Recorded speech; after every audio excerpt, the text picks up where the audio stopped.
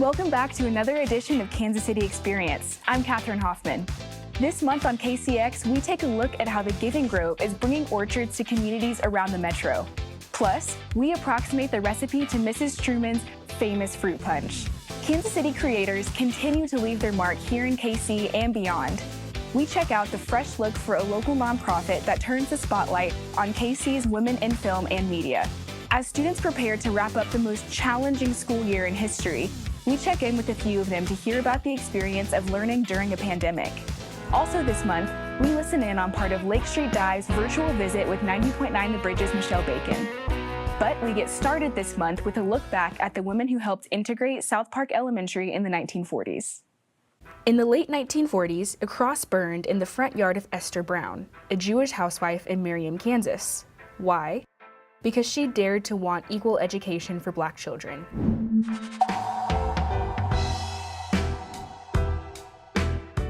Merriam, Kansas was established as an integrated community with Black and white children attending the same schools.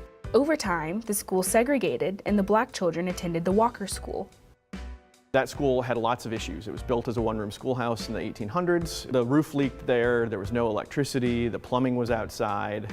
In the mid-1940s, the town held a bond election and raised $90,000 to build a new school, South Park Elementary School. It opened in 1947 and boasted a cafeteria, room for more than 200 students, a new playground, indoor plumbing, and higher paid staff. Everyone in the town paid for the construction of the school, but the white residents of Merriam decided it would only be for white children.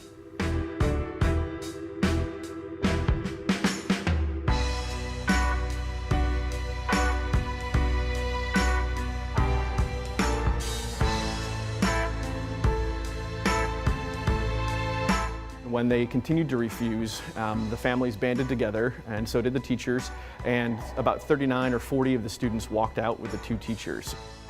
In 1948, all but 2 children from the Walker School boycotted the inadequate facility. Corinthia Nutter was a teacher at the Walker School and was instrumental in the year-long school walkout. Nutter and fellow teacher Hazel McCrae Weddington held classes in living rooms and church basements. During the boycott, the families decided to take their fight to court, and Brown was one of the driving forces behind filing the case as well as orchestrating the walkout. She worked tirelessly to organize the families, raise money for teacher salaries during the boycott, and start a local NAACP chapter.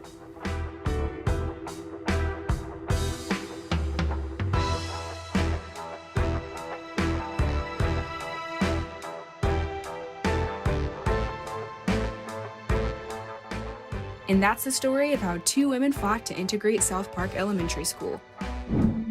It's time to get back to a place that we used to be not that long ago, which is growing your own food.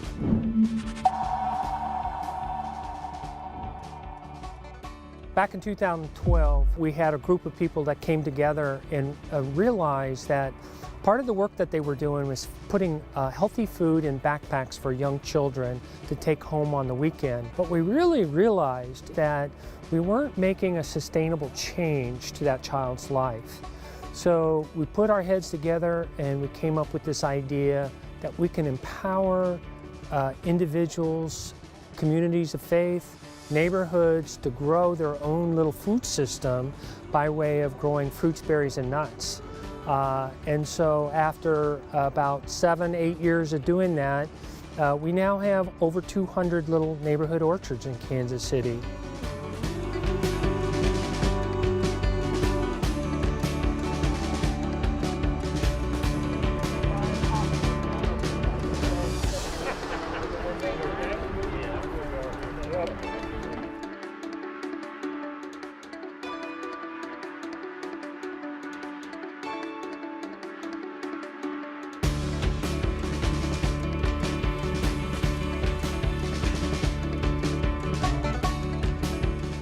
They lead, they manage, they're part of the food distribution, they're part of building the community.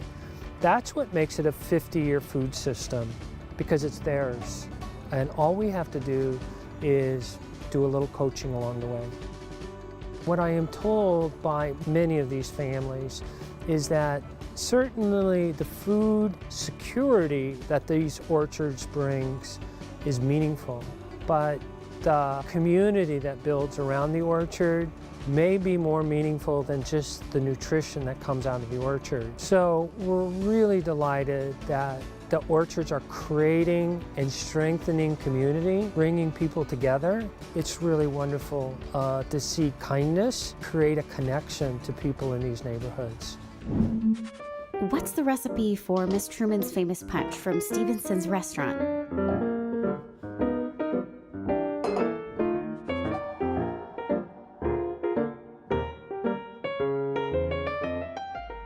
Stevenson's had this drink on their menu called Mrs. Truman's Famous Fruit Punch, a secret recipe made with, one server confessed, lots and lots of rum. Bess Truman had this recipe in a recipe book of hers. As Bess would say, let's have it with a little authority.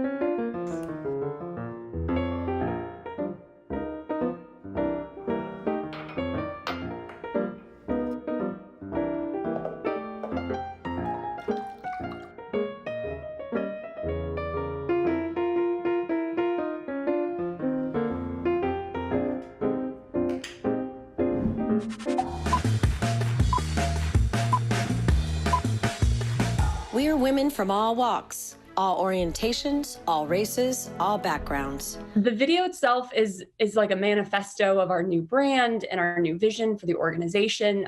It was kind of the brainchild of our brand lead, Katie Raggett, who's with Austin Welsh Studios here in town. I'm just plugging all of these incredible women. And Johanna Brooks with Johanna Brooks Films, who's another freelancer. She's a DP. Creative directors, media buyers, actors, editors. And we have one thing in common.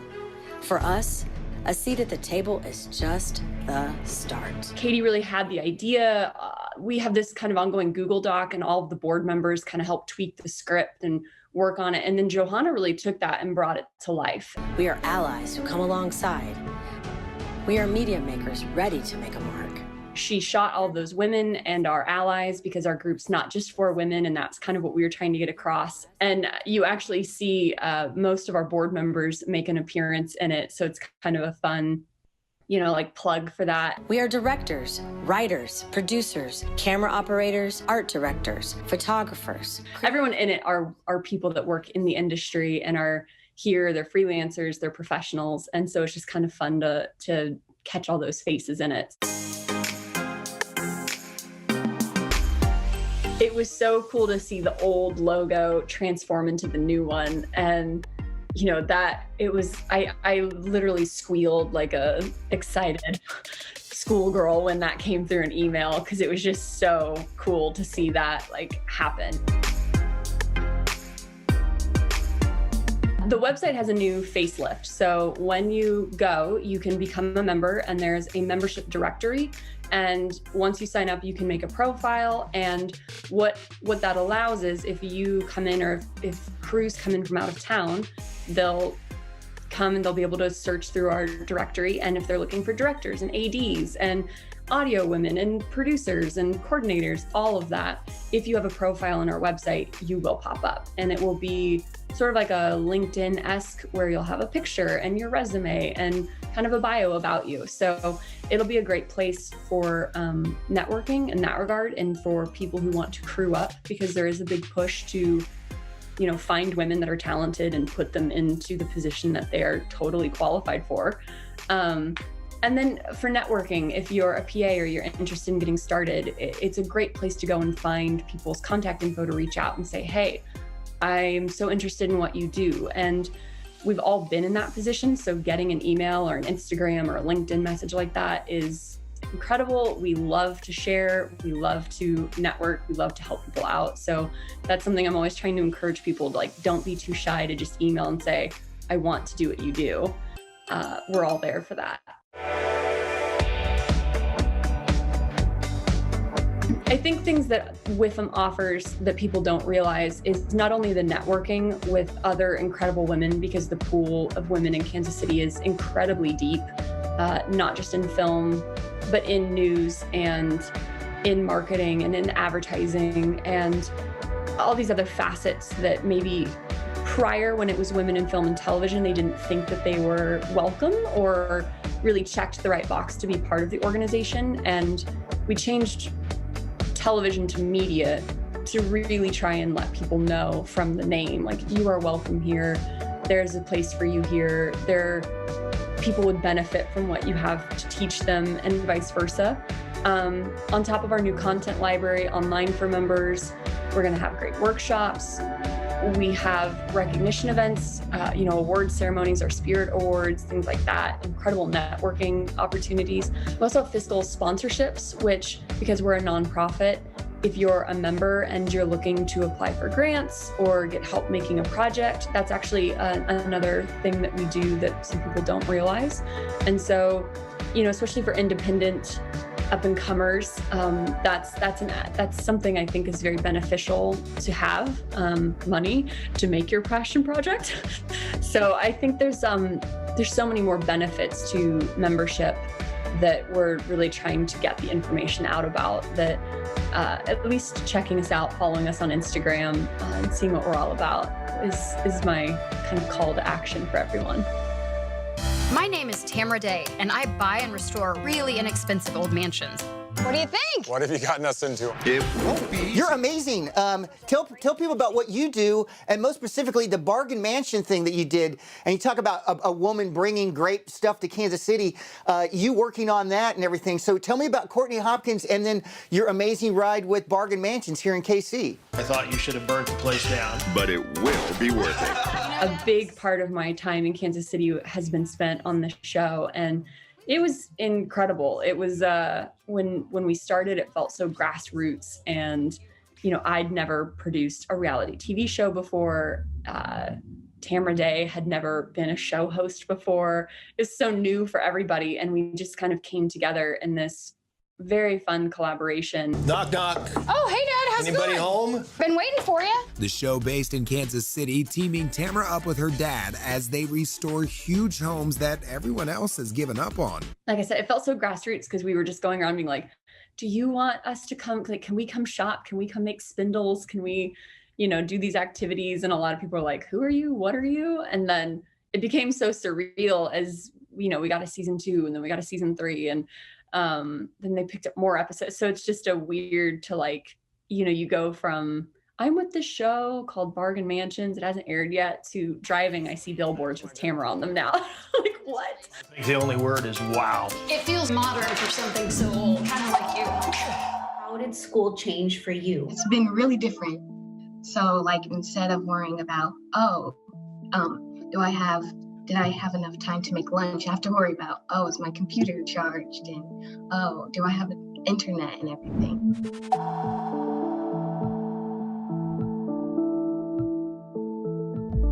It was kind of difficult because I couldn't really figure out how to get into my Zooms, and it was hard to get scheduling to everybody. And every time we had a question, we would have to email the teachers. And then I also wasn't good at emailing, and I wasn't very familiar with that. So it was kind of hard to reach out to people. At usual school, I had to stay at school for 7 hours, and at this virtual school, I just have to stay here for 4 hours. In person, normally I come in, I greet my teacher and everything, but online, it's kind of hard to paint, but you just see people and screens, and sometimes their camera's off, so you don't know if they're there, so yeah. Did you like virtual learning? Yeah. What did you like about virtual learning? Learning about leaves that we could print it on the paper. Mm-hmm. What was going through your mind? How are you feeling about it all? I wasn't really super excited because I wouldn't have been able to see my friends. Yeah.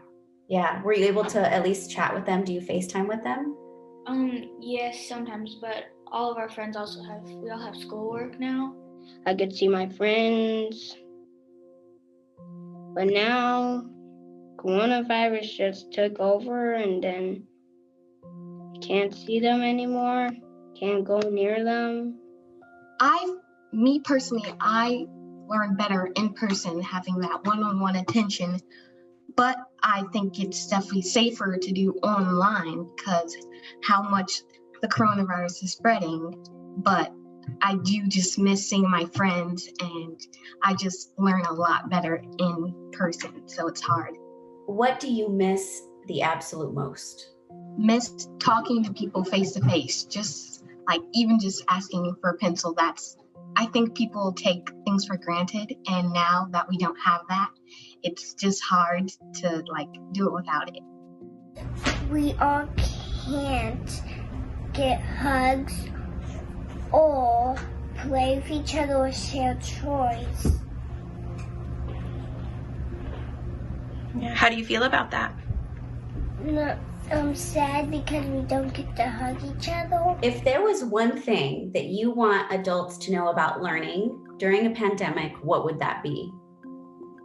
I think adults and parents, they underestimate how hard it is, because I know some adults, they're just online is easy. You just sit in front of a screen and listen to people and you just do work. But it's actually a lot harder than that, and it's easy to feel sad and vulnerable, and people are getting depressed in that way, and kids and adults, they're not talking about it, and that's how they just feel lonely and all alone. So I hope adults know that it's not as easy as you would think. We're trying to do our best. It's kind of hard to get everything done super fast. We get distracted, and work's just kind of hard to do, and we just kind of look at a screen all day. So it's hard to keep our heads going, I guess.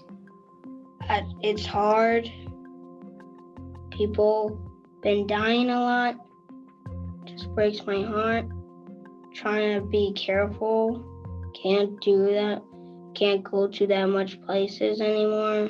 Hopefully this pandemic ends. Okay, Rachel, you guys have had the same lineup since 2004, up until Aki joined as a touring member in 2017. And one of my favorite things about Lake Street Dive is that you have this really vast musical vocabulary, but you also share similar musical instincts, and you have a personal camaraderie that comes through in all of your live performances and all of your content. And I know that's not an easy thing to maintain, especially when you've spent the last 16 years constantly gigging, constantly creating, constantly touring.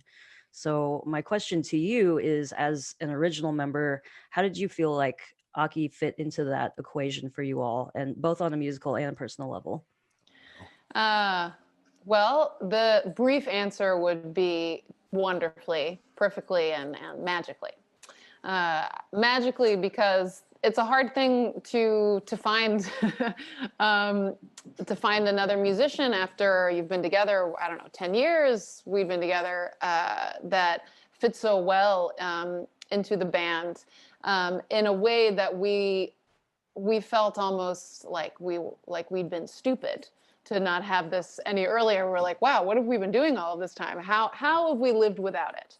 And without it, I mean, is Aki's playing his musicianship, and personality-wise, yeah, we just got along with him really, really well. This is always such an embarrassing moment for Aki when we have to just talk about it. But yeah, I mean, I'll keep it brief, but that's just to say it went really, really well, the first tour that we did, and ever since then, it just gets better and better. That's awesome. And Aki, I heard a podcast that you did, and correct me if I'm wrong on this. So you were formally asked to join the band while you guys were out on tour in Chicago. That is correct. And yes. so each member of the band presented you with a plastic engagement ring. Is that correct? It was just one ring. I like the way that it's one ring. No, it was 4 rings. It was 4 there rings was in a 4 card. rings? Yes. Oh, Yeah. wow. How Oh, I could you forgot. forget? I forgot No. that detail. I was like, we presented 4 rings. Yes, they were placed on my salad plate when I was distracted, and I turned around. Whoa, I remembered there only being 1. I'm so glad. It was this a detail very is some strange, delight. like rom-com style situation. Right, because there was like a ring pop. Yes, right? something There was like that, a ring yeah. pop. There was like the Yeah. kind that you get out of like a machine for Mhm. 25 cents. Totally. Yes. Yeah. Okay, so you had a variety of rings. I did. Yeah. Yeah. I should be wearing them. I think they're all too small You for should be. any of my fingers, but they're I believe that's what you said on the podcast, though. So.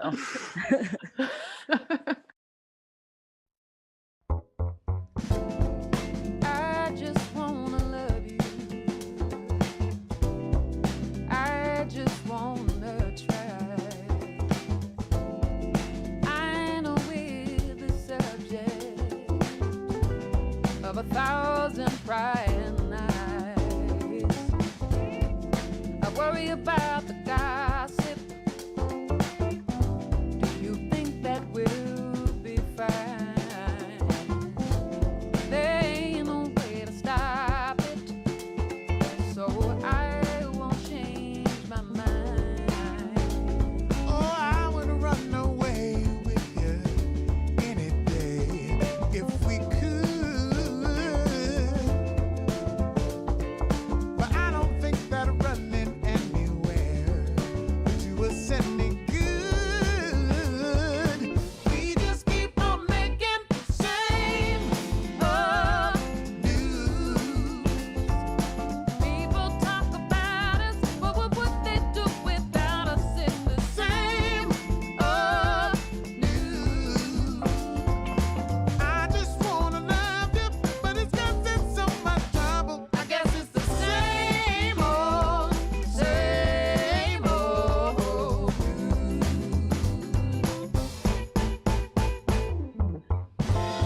I just wanna love you in some old-fashioned way. Instead, we pick the bar, for everything we say. Oh, I would change my name. What would you change? Anything for what it's worth. But I don't think they'd find us anywhere at the corners of the earth. We just keep on making that same old news. Oh, I'm feeling overtired from being so hard-wired. It's the same old news. Cause it's such a fuss, 'cause they want to knock us up. Well, ain't it a shame the way they exclaim, like being in love is something they want us to explain.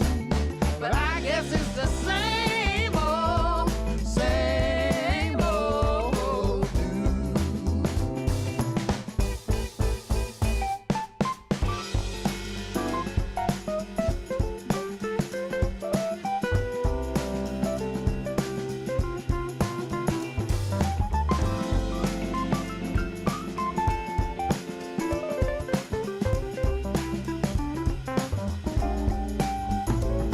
Oh, let's move to an island 1,000,000 miles from shore.